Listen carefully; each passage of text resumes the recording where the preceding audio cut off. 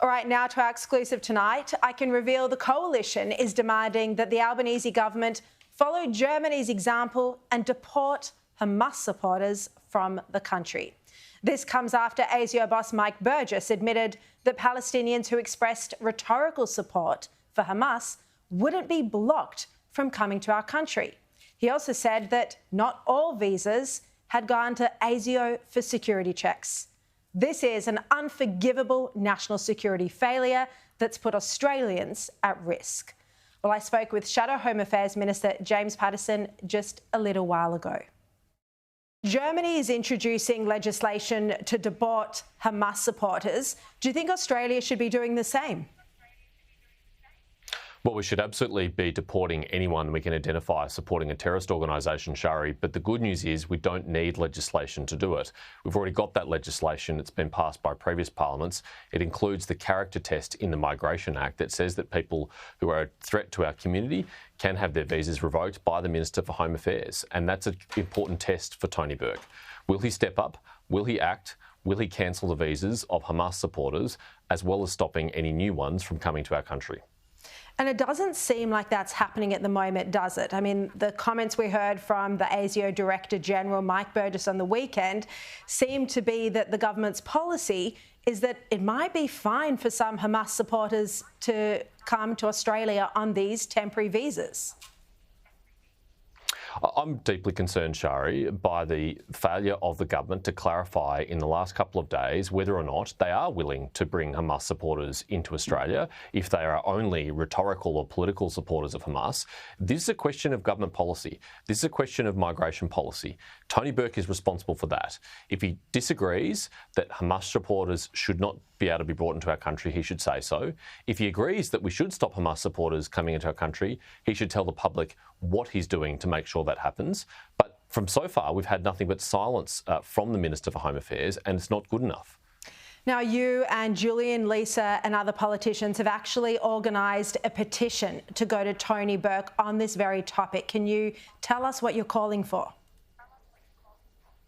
Look, this is a great initiative by my colleague Julian Lisa, and in just the first 24 hours, more than 70 politicians have signed this letter to the Minister for Home Affairs, asking him to be upfront and be straight with the Australian people.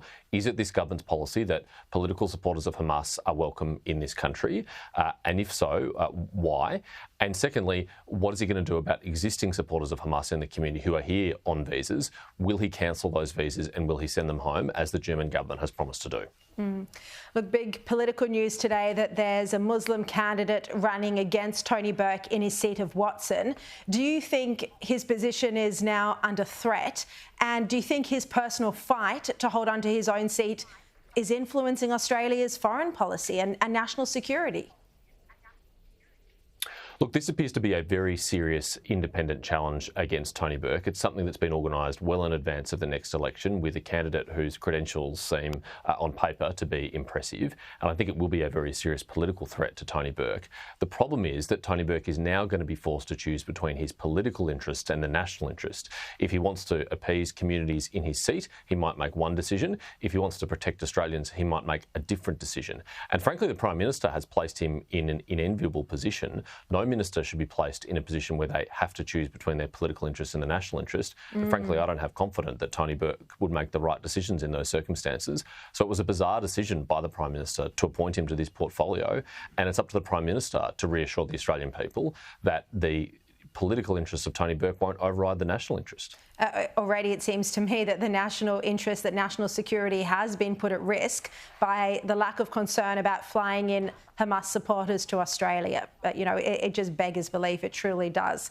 Look, we just, at the start of, or just before my show, we heard Fatima Payman speak in the Sky News mini documentary about having a wholesome country, about not having any division here.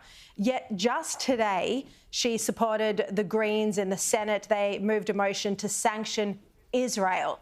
No mention of the hostages, no mention of Hamas or condemning Hamas.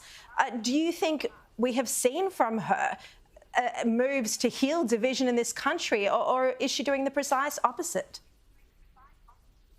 Well, they're fine sentiments, but I don't think Senator Payman or the Greens have lived up to those sentiments. In fact, since the 7th of October, both of them have sought every opportunity to weaponise this conflict for political purposes. Nothing is gained by this endless moving of motions in the Senate, except elevating the political interests of Senator Payman and the Greens. They know before they move these motions that there's no prospect of them passing. If they wanted to pass the motions, they would word them very differently. They would include condemnations of hostage taking. They would include condemnations of Hamas, but they don't do that because this is about politics, not about bringing our country together.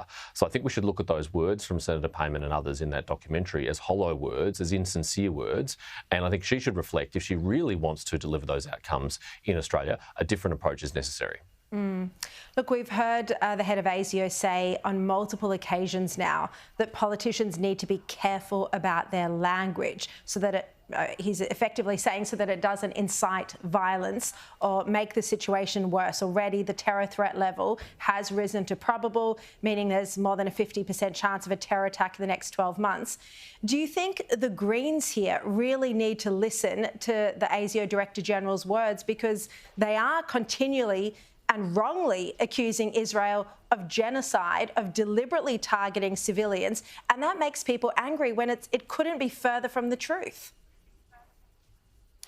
I'm deeply concerned about this, Sharri. I think it is a very significant risk, and we've seen the increase in the terrorism threat level in this country, that people could be incited into committing an act of violence in our country in response to inflamed tensions abroad.